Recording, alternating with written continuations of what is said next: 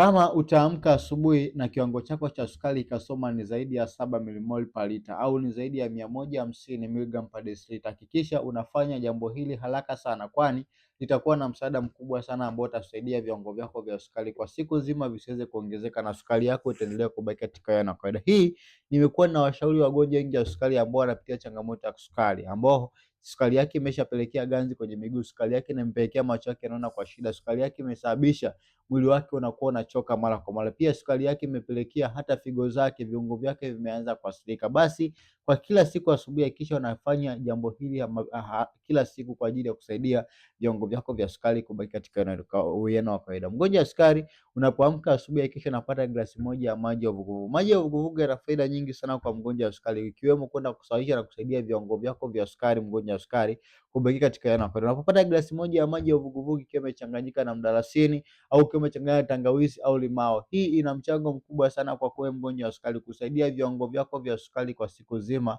kubaki katika uwiano wa kawaida. Hii nimewashauri wagonjwa wengi wa sukari na wengi wamepata mrejesho. Na wewe ambaye unateseka na changamoto ya sukari, ukifuata hii pia utaweza kupata mrejesho mzuri, ikiwemo kuandika historia mpya ya kumaliza changamoto ya sukari. Kwa muda sasa nimekuwa nikiwashauri na kuwasaidia wagonjwa wa sukari kutoa changamoto zao kupitia virutubisho vya asili ambao havina kemikali. Kisha unachukua namba kwenye profile, nipigie simu niweze kusaidia.